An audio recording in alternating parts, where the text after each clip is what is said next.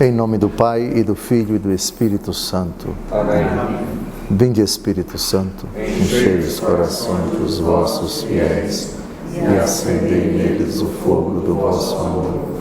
Enviai o vosso Espírito, e tudo será criado, e renovareis a face da terra. Oremos.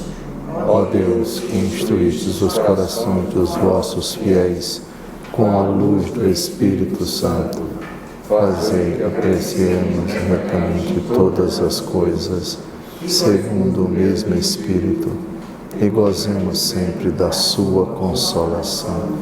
Por Cristo Senhor nosso. Amém. Nossa Senhora das Graças, do Pai, do Filho e do Espírito Santo. Amém. Continuamos a nossa investigação sobre as derradeiras realidades, as últimas. Terminada a nossa aventura aqui na Terra, sucederão realidades que nós professamos numa frase que é a última do credo: creio na vida eterna. Os novíssimos, assim chamados por causa de expressões que nós encontramos no livro do Apocalipse, eis que eu faço novas todas as coisas, eu vi um novo céu e uma nova terra. O apóstolo Paulo, na 2 aos Coríntios, também fala de aquele que está em Cristo é uma nova criatura. Novíssimos, portanto, no superlativo, porque são realidades grandes, grandiosas, seja quanto à durabilidade, porque são eternas, seja também quanto à intensidade, à beleza do céu, aquilo que os olhos não viram, os ouvidos não ouviram, isso Deus preparou para aqueles que o amam, e frases verdadeiramente aterradoras, assustadoras, horripilantes, como castigo eterno, fogo da geena. Então, a palavra novíssimos, ela é bem apropriada para descrever essas quatro realidades: morte, juízo, inferno e paraíso. Já tratamos do tema da morte, o primeiro novíssimo. Estamos tratando do tema do juízo. Já dedicamos vários programas ao juízo particular, aquele que acontece imediatamente após a morte de toda pessoa. Apresenta-se diante de Jesus. Todos haveremos de comparecer diante do tribunal de Cristo para a prestação de contas dos nossos atos, frase do apóstolo Paulo na 2 aos Coríntios, capítulo 5, versículo 10, que vocês já sabem de cor e salteado.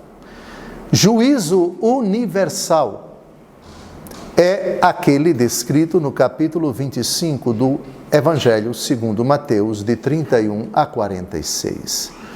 Essa realidade não aparece com clareza no Antigo Testamento, mas no Antigo Testamento alguns sinais, alguns indícios, algumas pistas, algumas evidências, ainda que não muito claras, a respeito do juízo final, aquele grande acontecimento em que Cristo Jesus descerá do céu, cercado pelos seus anjos, na condição de Filho do Homem, para julgar todos os seres humanos.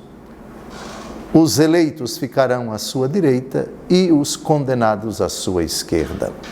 Mas isso é no Novo Testamento, essa descrição minuciosa do juízo final em Mateus capítulo 25. Terminei o último bloco da aula passada citando um dos textos do Antigo Testamento, do judaísmo tardio, um dos livros mais recentes do Antigo Testamento, em que se faz uma alusão precisamente àquilo que Jesus descreverá em Mateus capítulo 25. Vamos dar uma olhada no livro do profeta Daniel, capítulo 12, versículos de 1 a 3.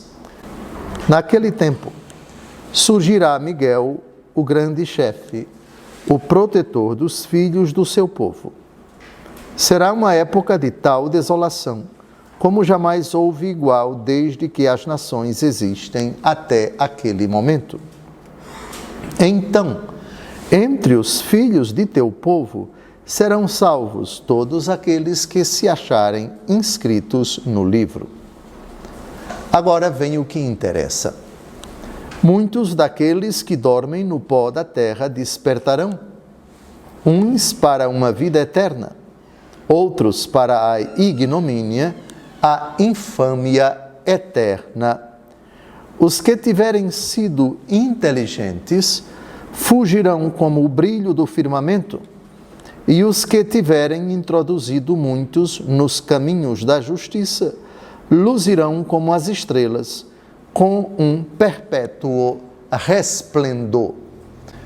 Percebam aí que não se fala do juízo, todavia se fala com absoluta e cristalina clareza da ressurreição. A ressurreição, porém, na pregação de Jesus, acontecerá no último dia. O juízo final acontecerá no fim dos tempos. Só haverá ressurreição no último dia, da mesma forma que só haverá juízo final no último dia. Entenda-se dia, o tempo a que todos nós estamos sujeitos, o antes, o durante e o depois. Essa sucessão de momentos é o que nós chamamos de tempo. Somente para recordar, para corroborar essa citação de Daniel, que não fala do juízo, mas percebam que a ressurreição se aplica a todos. Todos ressuscitarão, agraciados e desgraçados. Perceberam aí? Vejam de novo. Haverá ressurreição para a ignomínia eterna, a infâmia eterna, uns para a vida eterna, outros para a ignomínia, a infâmia eterna. Todos ressuscitarão. A razão é simples. Deus criou os homens à sua imagem e semelhança. Deus, que é Espírito puro, não tem carne, mas o Verbo que se fez carne e habitou entre nós, tudo foi feito por Ele e sem Ele nada foi feito. Ele é o protótipo, Ele é o modelo a partir do qual Cristo encarnado, a partir do qual todos os homens foram criados. Não fomos criados para viver na eternidade somente a alma. A alma é o elemento da nossa pessoa, é o elemento da pessoa que se encontra agora no inferno, isso no caso dos condenados, e é o elemento constitutivo da pessoa humana que é dotada de matéria e de espírito, de corpo e de alma, agora no céu, com exceção da Virgem Maria, que subiu ao céu em corpo e alma, o dogma da Assunção da Virgem Maria. Todos os eleitos que faleceram e já se encontram no céu, apenas a sua alma. E isso por quê? João, capítulo 6, por favor. João, capítulo 6, versículos de 39 a 44. Pronto. Então agora vamos à leitura de João, capítulo 6. Por quê? Porque quem está no inferno agora não está ressuscitado. Quem está no céu agora, exceção a Virgem Maria, não está ressuscitado. Quem está no purgatório agora não está ressuscitado, por causa desses textos, desse texto que vamos ver, dessas palavras do próprio Senhor Jesus. Ora, esta é a vontade daquele que me enviou, que eu não deixe perecer nenhum daqueles que me deu, mas que os ressuscite no último dia. Ficou claro? Avancemos. Esta é a vontade de meu Pai, que todo aquele que vê o Filho e nele crê tenha a vida eterna, e eu o ressuscitarei no último dia.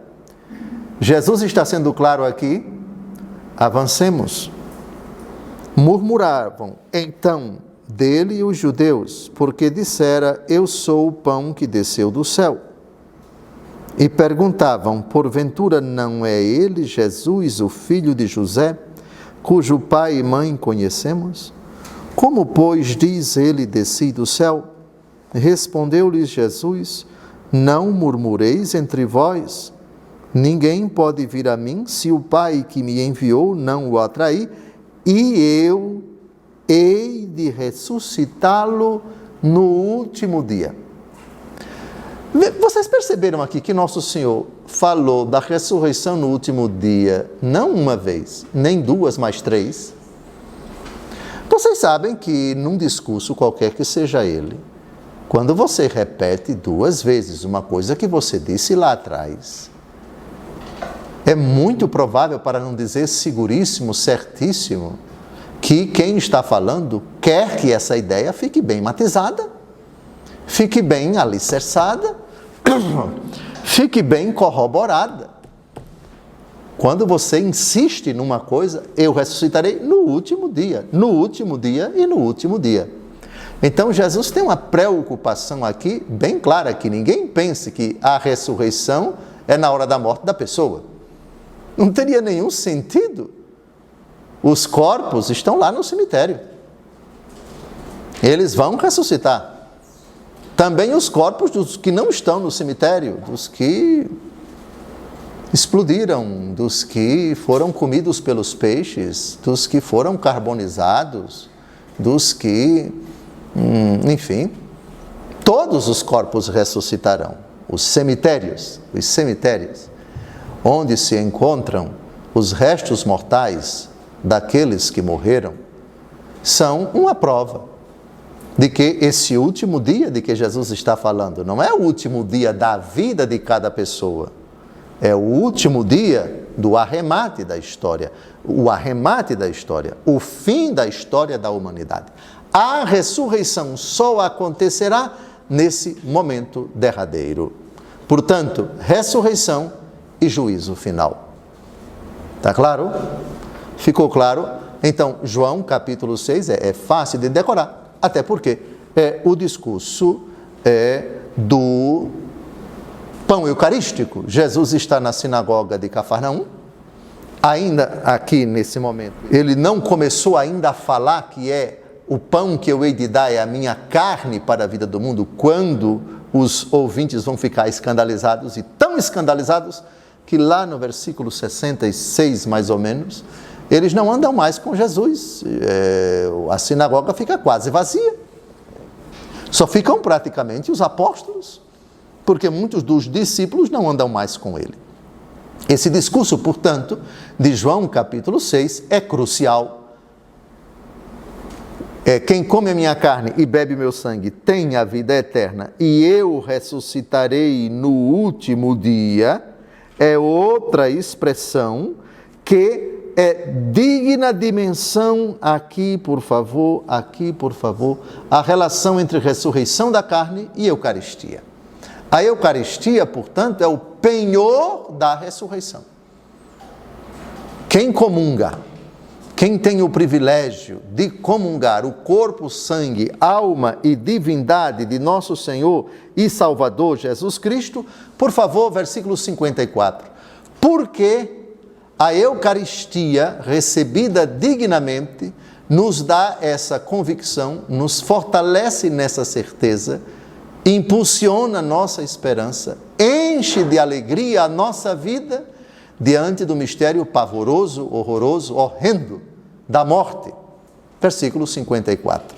Todos juntos, por favor. Vejam aqui a sabedoria de Jesus em falar da ressurreição no último dia, no contexto da Eucaristia. Versículo 54, por favor. Quem come a minha carne e bebe o meu sangue tem a vida eterna, e eu ressuscitarei no último dia. 4 vezes. 4 vezes. Eu só não digo que é uma obsessão, porque na língua portuguesa, obsessão tem um sentido meio pejorativo. Mas é uma insistência pedagógica de Jesus que não nos leva a concluir outra coisa, senão esta. A ressurreição é só no último dia. E o penhor dela é a Eucaristia, é a comunhão.